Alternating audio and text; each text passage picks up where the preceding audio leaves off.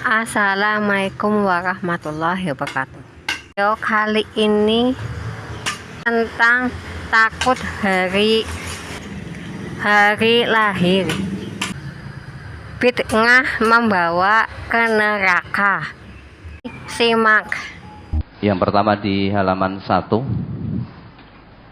surat Al-An'am ayat 101 102. A'udzu billahi minasyaitonir rajim. Badi'us samawati wal ardh anna yakunu lahu waladun wa lam takul lahu shahibah wa khalaqa kulla syai' wa huwa bikulli syai'in alim. Dzalikumullahu rabbukum la ilaha illahu khaliqu kulli syai'in fa'buduh wa huwa ala kulli syai'in wakil. Dia pencipta langit dan bumi. Bagaimana dia mempunyai anak padahal dia tidak mempunyai istri. Dia menciptakan segala sesuatu dan dia mengetahui segala sesuatu. Yang memiliki sifat-sifat yang demikian itu ialah Allah Tuhan kamu.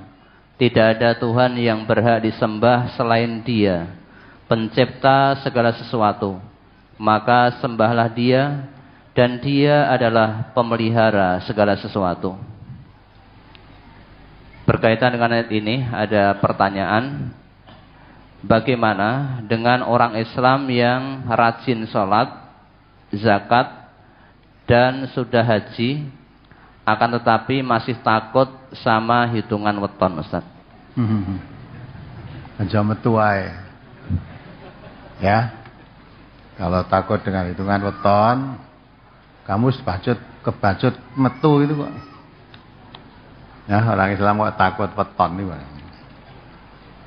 Weton itu hari lahir kan? Saya katakan hari lahir itu hari apa saja, jam berapa saja itu baik, hari baik. Yang tidak baik itu kalau tidak bisa lahir. Tidak.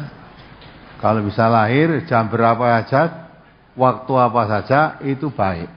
Dan itu perlu bersyukur. Apalagi yang melahirkan.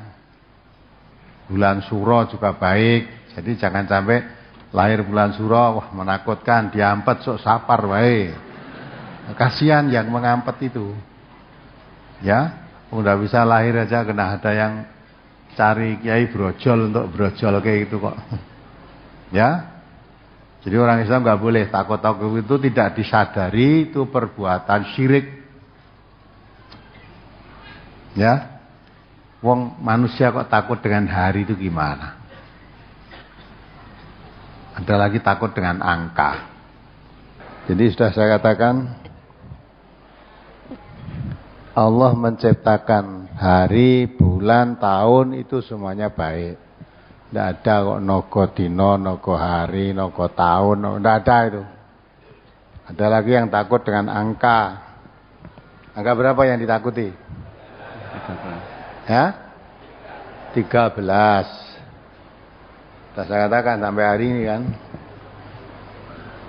Di pesawat terbang itu kursi nomor 13 itu enggak ada. Bos tahu pesawat terbang apa wae enggak ada. Ya. Jadi barang ke-12 mesti langsung 14. Katanya hari angka 13 itu angka yang sial. Padahal kalau menghitung kurang 13 kurang 1 angka itu sebenarnya tidak genap. Maka orang Islam tidak boleh takut yang begitu itu. Takut pada weton. Apalagi kalau orang Jawa tambahi. Orang mau weton gitu tak pakai paingnya. Pakai kliwon legi, paing, pon. Itu ada yang ditakuti. Tone dina wage kawin dengan dina paing tidak berani. Nah,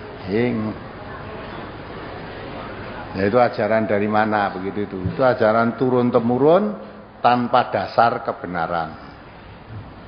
Jelas kalau wage paing kliwon legi itu Jawa, orang Jawa, orang Lampung Barat tadi mestinya orang ngerti ke Jawa, Lampung Barat kok Jawa lho ya. Malah nyebarkan di sana. Jadi nggak ada hari Baik itu semua hari itu baik. Tidak ada hari jelek. Masa Allah membuat hari jelek? Jadi harus hilangkan. Ada sholat, ada puasa, apalagi sudah haji, takut hari lahir itu, ya syirik itu. Hajimu gugur, nggak ada gunanya. Hajinya gugur, sholatnya gugur. Ya, yang mengatakan gugur siapa? Allah. Perbuatan syirik itu menggugurkan semua amal. Ditambah dosanya besar. Dosa besar tidak diampuni oleh Allah, merusak amal kebaikan. Ya kan? Nabi juga mengatakan, salasun la yanfa'u mahuna amalun. 3 perkara yang merusak amal seseorang. Nomor 1 itu syirik, asyirku billah. Siapa yang berbuat syirik, semua amalnya rusak. Ya, semua amalnya. Ya, termasuk amal apa itu? Hajinya, umrohnya, zakatnya, sholatnya, itu rusak semua. Apa yang diharapkan? Nah, maka itulah, jangan sampai syirik itu ada pada keyakinan kita. Allah paling murka itu kalau disekutukan dengan yang lain. Maka berbahagia bapak-bapak atau ibu-ibu yang menyerahkan jimatnya untuk tandingan Allah itu. Masa orang Islam masih nguri-uri jimat? Malah kemarin itu ditayangkan di TV itu, mau usung caleg-caleg itu juga ada dukun percalekan gitu kan. Pengen jadi anggota dewan yang dukun. Nah, kalau mau mikir sithik ngono aja nek dukun iso ngangkatke wong dadi caleg, saya rasa dukune dhewe kuwi mesti maju. Ora dikeke wong, ya ndak mungkin itu. Coba dibaca surat Al-An'am 88, diulangi lagi itu biar mandes. Jangan sampai orang Islam itu kecampuran syirik sudah. Kita sepele toh, takut weton hari lahir. Ya, itu syirik itu. Soalnya hari lahir kok dianggap ya menimbulkan bahaya atau bencana atau ditakuti. Bagi orang Jawa ada katanya kalau lahirnya pas matahari terbenam itu katanya apa? Julung caplok. Nah, udah ada. Sing apik nek pas matahari terbit katanya julung kembang. Julungi apa? Ya. Ya jadi julung caplok. Nek macan kuwi dicaplok. Ya coba sing kandha julung kembang kuwi petuk macan coba. Ayo dibaca. Surat Al-An'am surat ke-6 ayat 88. Dzalika hudallahi yahdi bihi may yasha'u min 'ibadihi walau asyraku lahabita 'anhum ma kanu ya'malun. Itulah petunjuk Allah yang dengannya Dia memberi petunjuk kepada siapa yang dikehendakinya di antara hamba-hambanya. Seandainya mereka mempersekutukan Allah, niscaya lenyaplah dari mereka amalan yang telah mereka kerjakan. Ya, menyekutukan Allah, lenyaplah amalan-amalan yang telah mereka kerjakan, hapus semuanya. Ya, orang yang mensekutukan Allah, semua amal baik yang sudah dikerjakan lenyap, rusak semuanya. Di samping lenyap amalnya, memikul dosa yang besar, tidak diampuni oleh Allah. Ya, surat An-Nisa itu ayat 48 dibaca. Surat An-Nisa nomor surat ke-4 ayat 48. Innallaha la yaghfiru ay yushraka bihi wa yaghfiru ma duna dzalika liman yasha wa may yusyrik billahi faqad iftara isman 'azima.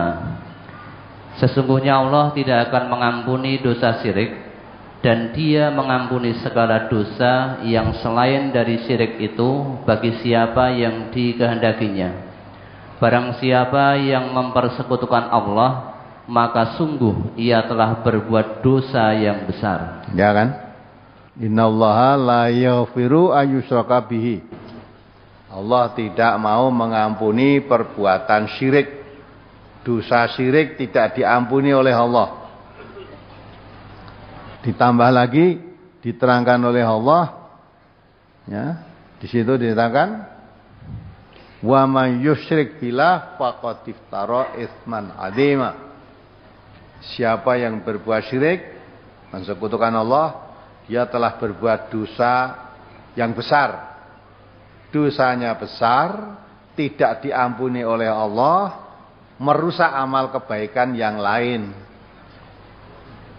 Ya. Apa yang diharapkan kalau sudah begitu? Tidak punya amal baik, rusak karena syirik, memikul dosa yang besar, tidak diampuni oleh Allah. Satu lagi, 116 dibaca sekali. An-Nisa 116. Innallaha la yaghfiru ay yushraka bihi wa yaghfiru ma duna dzalika liman yasha wa may yusyrik billahi faqad dhalla dhalalan ba'ida. Sesungguhnya Allah tidak mengampuni dosa mempersekutukan sesuatu dengan Dia, dan Dia mengampuni dosa yang selain dari syirik itu bagi siapa yang dikehendakinya. Barang siapa yang mempersekutukan sesuatu dengan Allah, maka sesungguhnya ia telah tersesat sejauh-jauhnya. Ya, sama dengan ayat tadi, ayat 48 An-Nisa, sama dengan ini. Ya, bedanya di akhir. Ya, kalau ayat 48 tadi menerangkan siapa yang berbuat syirik, dia telah berbuat dosa besar, berbuat dosa yang besar. Kalau ayat 116 ini diterangkan oleh Allah, ya, barang siapa yang berbuat syirik, wa may yusyrik billah faqad dhalla dhalalan ba'ida. Siapa berbuat syirik, dia telah berbuat sesat sejauh-jauhnya, sesat sejauh-jauhnya. Ya, tidak ada untungnya sama sekali. Maka orang Islam akidahnya harus bersih dari syirik. Bersih dari syirik. Dan macam-macamnya syirik itu banyak sekali, tidak hanya menyembah patung. Ya, satu itu saja tidak, termasuk tadi takut hari lahir, takut bulan, ya, punya kerja di bulan Suro, bulan Muharram, takut nanti akan mati, nanti akan ada bencana. Kalau pengantin juga takut nyeranggu kembar mayang, nah itu dah. Masih ada enggak kembar mayang? Ya, kembar mayang kalau sudah selesai harus dibuang di perempatan. Ya, nanti ini pakai Mbah Kung wilo. Ya, dibuat di perempatan. Ya, padahal Nabi mengatakan menyingkirkan duri dari jalan, artinya sesuatu yang mungkin membahayakan bagi orang yang lewat di jalan itu disingkirkan, itu sedekah. Nah, ini kembar mayang ini malah dibuat di jalan, nyengsarake orang lewat, nah, itu dosa. Apalagi mempunyai keyakinan dengan membuang kembar mayang, debok kembar mayang tadi di jalan itu akan mendatangkan keselamatan. Nah, itu dosa. Dosanya besar, ya, dia tersesat sejauh-jauhnya, tidak diampuni oleh Allah, merusak semua amal kebaikan. Nanti aja apa-apa syirik, apa-apa syirik. Ya nek tak kandhani ranggu lakonono to sing salah, sing ngrasake akibate kamu aja. Ya ta? Wong ini Allah yang mengatakan kok. Allah itu paling tidak suka disekutukan dengan yang lain. Jadi kalau orang Islam ibadahnya harus bersih dari bid'ah, karena bid'ah itu dolalah fin nar. Akidahnya bersih dari syirik. Syirik itu yang membawakan neraka karena merusak amal kebaikan, membawa dosa yang besar, tidak diampuni oleh Allah, dan membawa kesesatan yang sejauh-jauhnya. Wes ibadahe campur bid'ah, akidahnya campur syirik, wes entek-entekan. Ya, padahal yang rebuk bid'ah wes anyel. Padahal bid'ah itu sesuatu ibadah yang membawa ke neraka. Maka di MTA itu diulang-ulang itu supaya kita yang mengerti itu jangan melakukan suatu perbuatan ibadah yang mestinya beribadah kita lakukan itu harapan membawa ke surga. Tapi kalau ibadah yang dilakukan ibadah bid'ah, harap kita itu ke surga, padahal itu menarik kamu ke neraka. Yang mengatakan itu Nabi, bukan saya. Syarul umur muhdatsatuha. Sejelek-jelek urusan ibadah itu yang baru, yang diada-adakan, zaman Nabi tidak ada, sekarang diadakan, itu ibadah yang baru. Kullu muhdatsatin bid'atun, Nabi mengatakan semua ibadah yang baru itu bid'ah.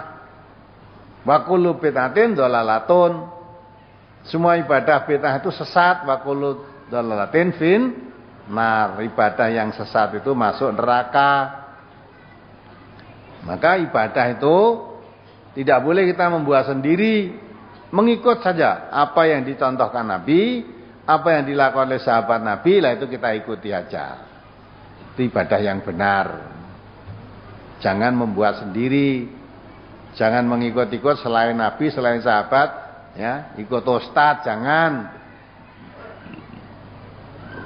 Kalau ustadz mengikuti tuntunan Nabi, saudara juga itu tuntunan Nabi, berarti saudara bukan mengikuti ustadz, sama-sama mengikuti tuntunan Nabi.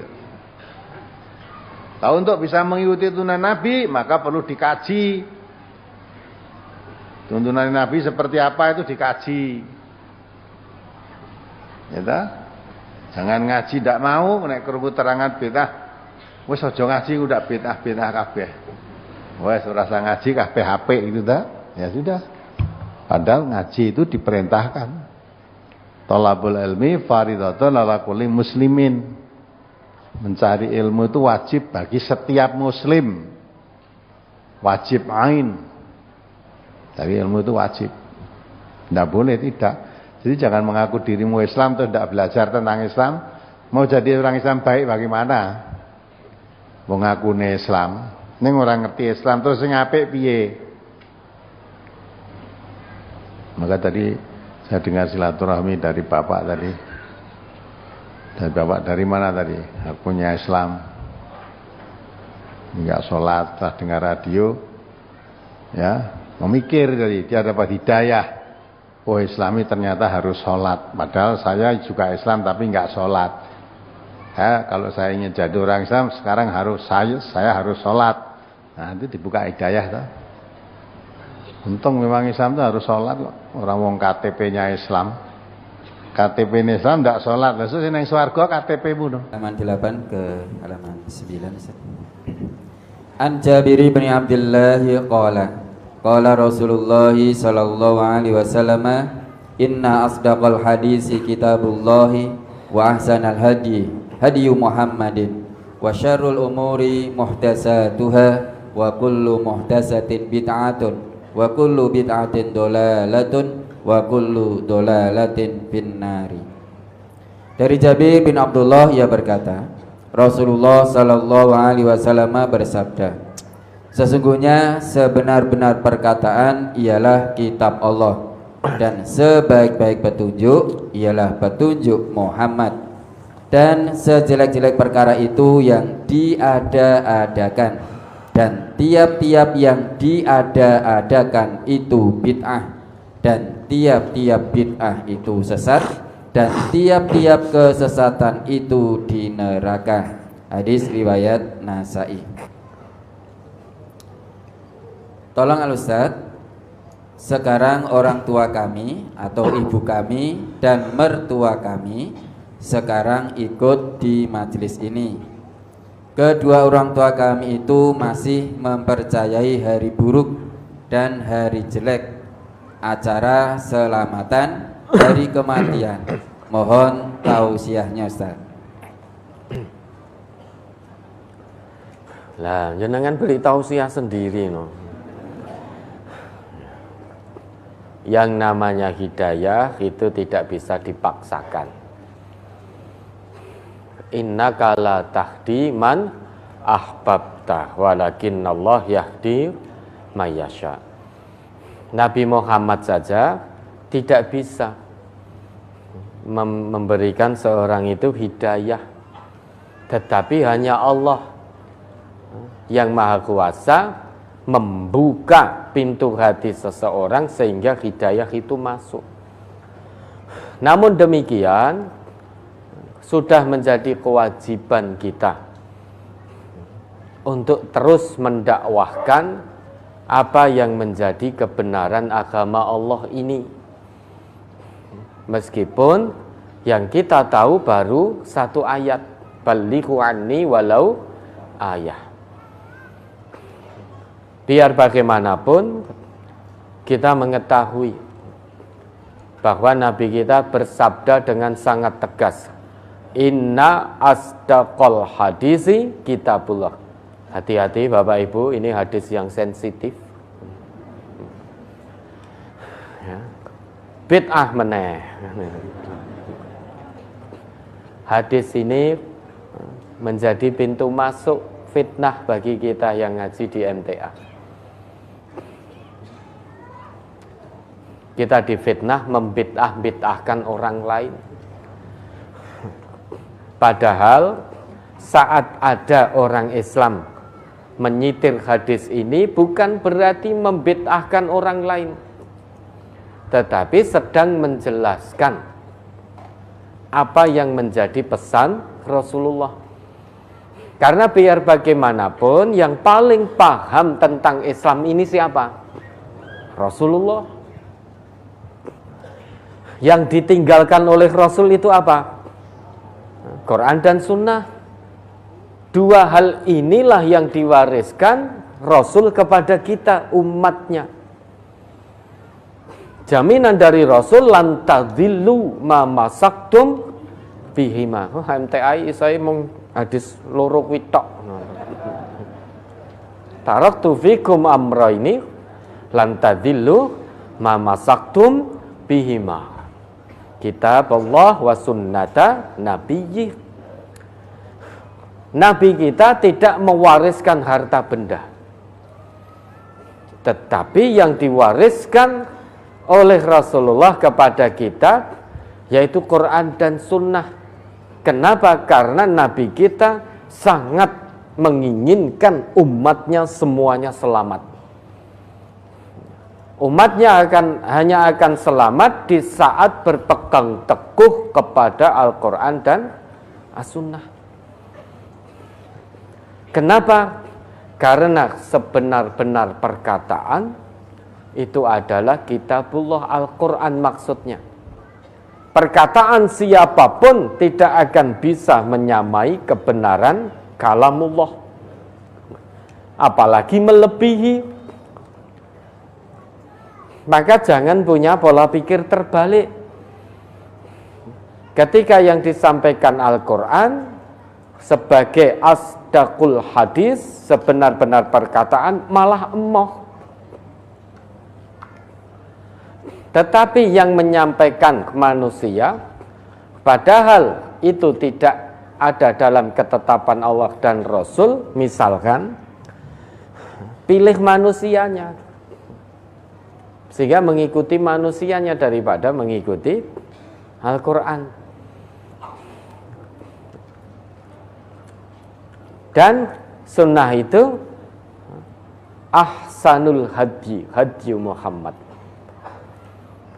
Sebaik-baik petunjuk-petunjuk yang dibawa oleh Nabi Muhammad. Apa yang dibawa Nabi? Quran, maka itu sebaik-baik petunjuk. Al-Quran ini kalamullah, firman Allah. Maka asdaqul hadis, sebenar-benar perkataan. Perkataan siapapun tidak akan bisa menyamai kebenarannya. Andai kata itu benar, tidak akan bisa menyamai kebenaran Al-Quran. Perkataan selain Al-Quran itu masih potensi untuk diragukan. Tetapi perkataan Al-Quran itulah raiba fih. Tidak ada potensi sedikit pun untuk kita meragukannya. Maka ini asdaqul hadis. Dan sebaik-baik petunjuk yang dibawa oleh Nabi. Nabi membawa Al-Quran. Quran kalamullah, isinya petunjuk. Kemudian wasyarrul umur muhdatsatuha. Sejelek-jelek perkara, seburuk-buruk perkara itu yang diada-adakan. Maksudnya diada-adakan, Nabi tidak mencontohkan, Nabi tidak menegaskan, Nabi tidak mengajarkan, Nabi tidak menetapkan, baik dengan qaul beliau atau fi'il beliau atau takrir beliau, namun kita justru mengada-ngadakan sendiri. Padahal yang paling paham tentang agama Islam itu Nabi. Tidak ada satupun manusia yang lebih paham tentang Islam selain Nabi. Maka tata cara dalam beragama ini perintahnya hanya ittiba. Al-aslu fil ibadah al-ittiba. Asal muasal dalam beribadah ini hanya mengikut. Ittiba kepada siapa? Ittiba Rasulillah. Bahkan sampai dikatakan oleh Allah, qul in kuntum tuhibbunallah fattabi'uni yuhibbukumullah wa yaghfir lakum dzunubakum. Katakan Muhammad, katakan pada segenap manusia, jika kamu benar-benar mengaku mencintai Allah, buktikan tanda bukti kecintaanmu kepada Allah, tanda bukti pengakuanmu bahwa kamu cinta kepada Allah, buktikan. Tanda buktinya apa? Fattabi'uni, ikuti aku, yaitu Nabi. Berarti ittiba'u Rasulillah. Sebagai tanda bukti bahwa kita cinta kepada Allah, itu berarti mengikuti Rasulullah dalam beragama ini. Kalau kita terus ikuti Rasulullah, maka janji Allah, jaminan dari Allah, yuhibbukumullah, Allah pasti akan mencintaimu, wa yaghfir lakum dzunubakum, dan Allah pasti akan mengampuni dosa-dosamu. Orang kalau sudah dicintai oleh Allah, akan diampuni dosa-dosanya oleh Allah. Nah, untuk mendapatkan kecintaan dari Allah harus mengikuti Rasulullah. Tanpa mengikuti Rasulullah, jauh kita dari kecintaan Allah. Na'udzubillah. Kenapa? Karena Nabi sendiri juga menegaskan, man amila amalan laisa alaihi amruna fahuwa raddun.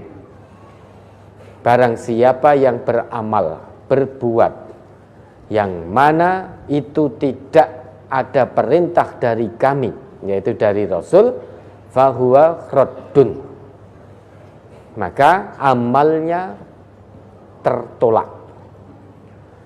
Dia sudah merasa berbuat baik, tapi ternyata tidak ada perintah dari Rasulullah, maka amalannya tertolak, sia-sia sampai di hadapan Allah. Ini yang mengatakan Rasulullah.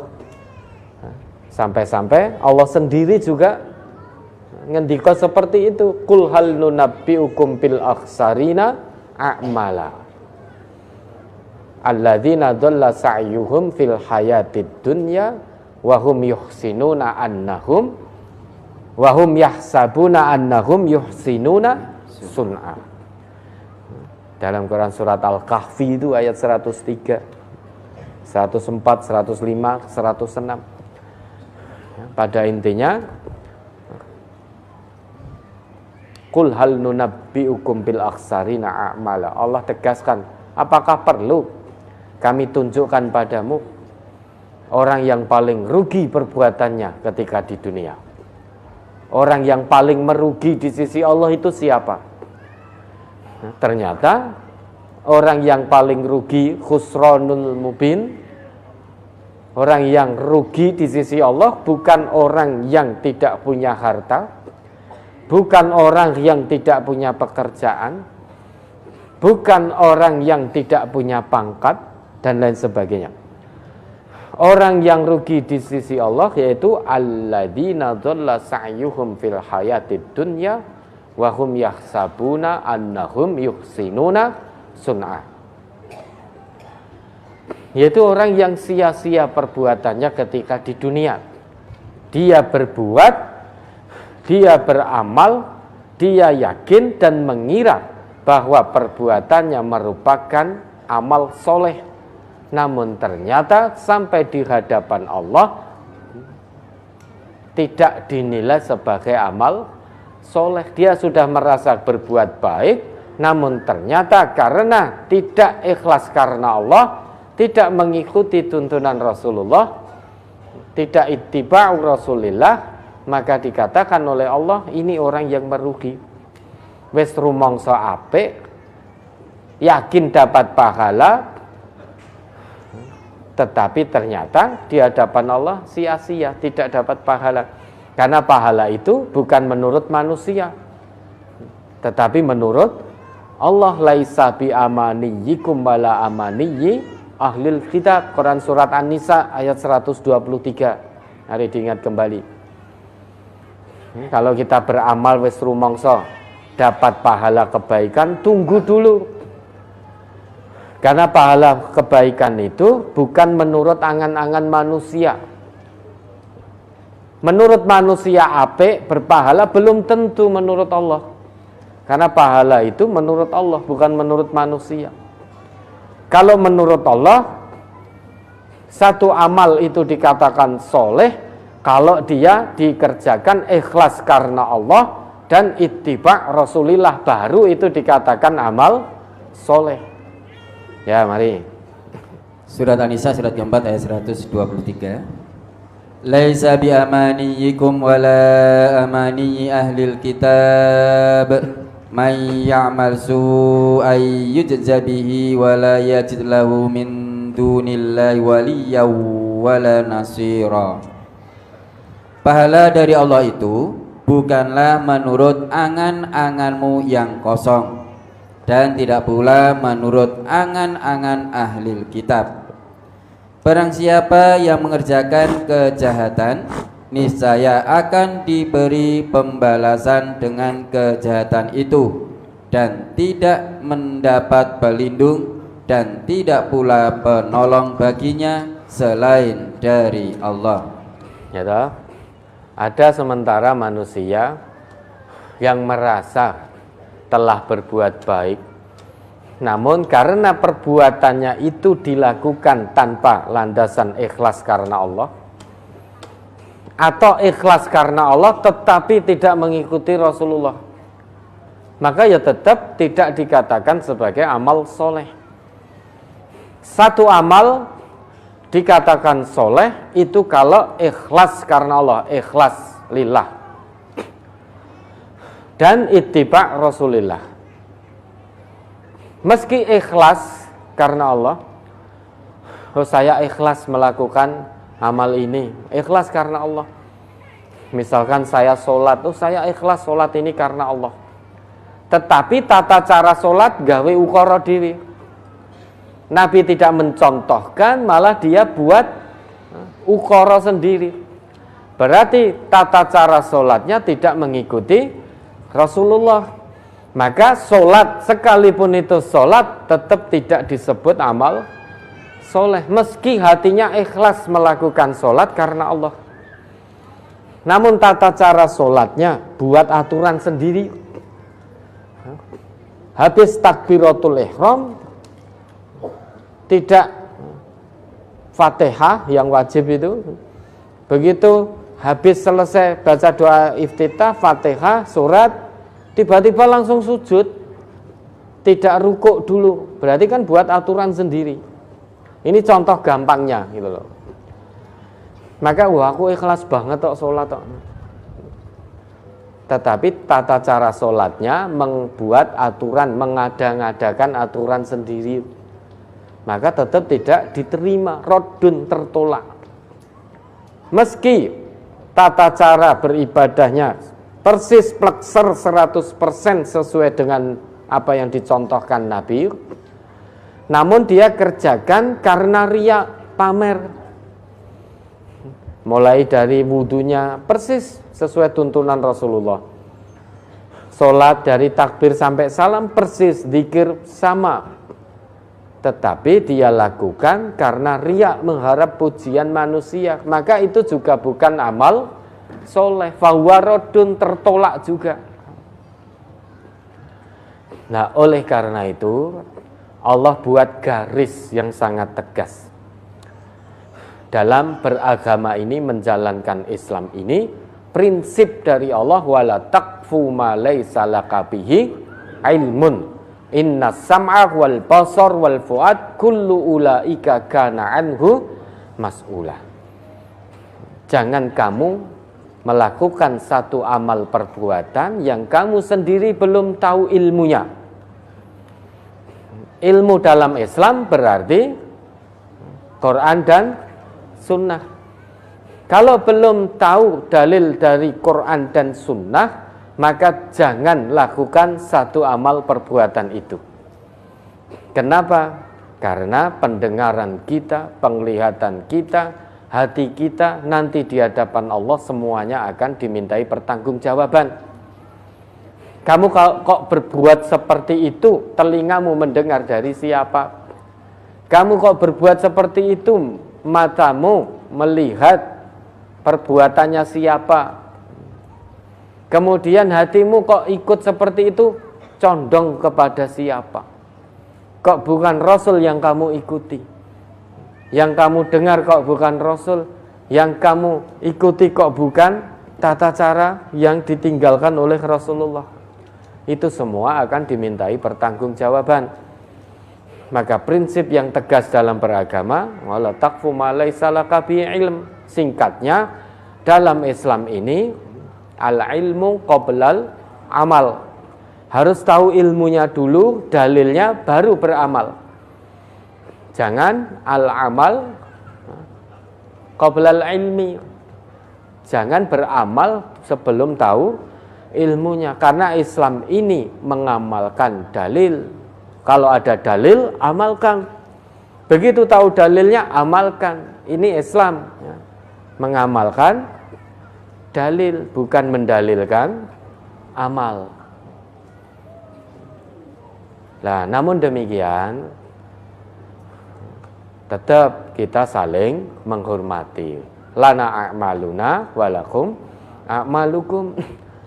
Ini bisa jadi karena kebodohan kita yang belum tahu dalilnya. Karena belum tahu dalilnya, maka tidak mengamalkan, wong belum tahu.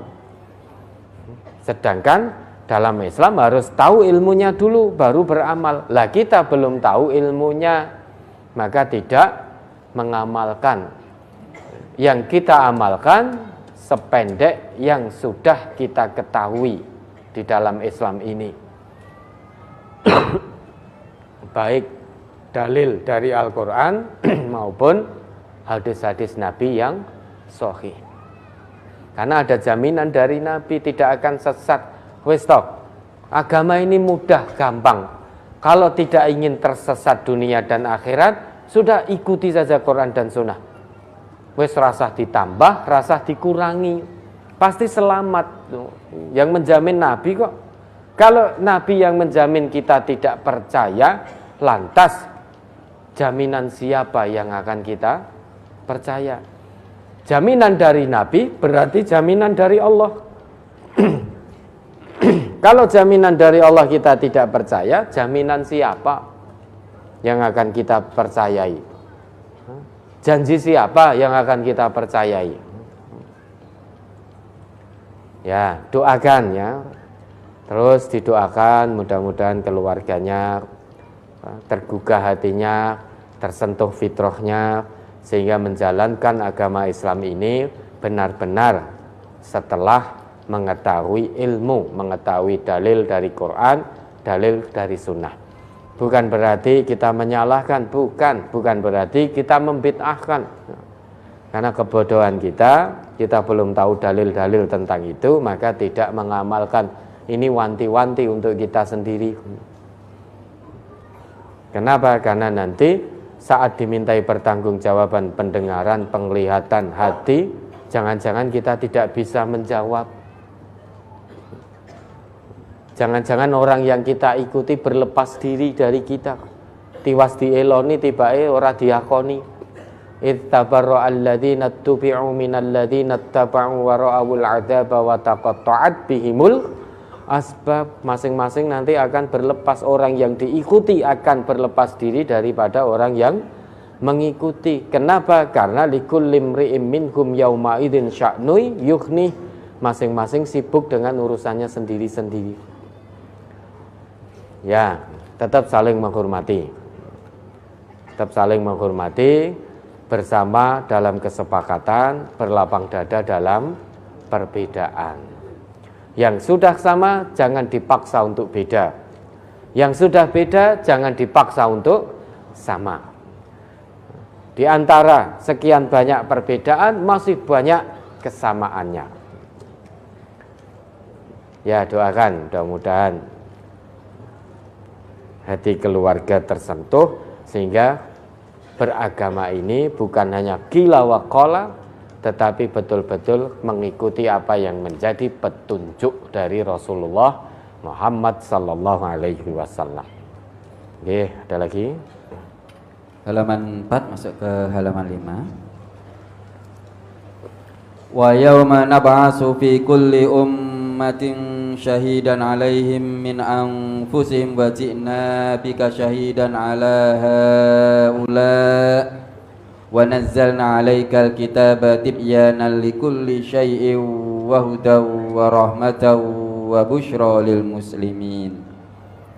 Dan ingatlah akan hari ketika kami bangkitkan pada tiap-tiap umat seorang saksi atas mereka dari mereka sendiri, dan kami akan kamu, yakni Muhammad, menjadi saksi atas seluruh umat manusia.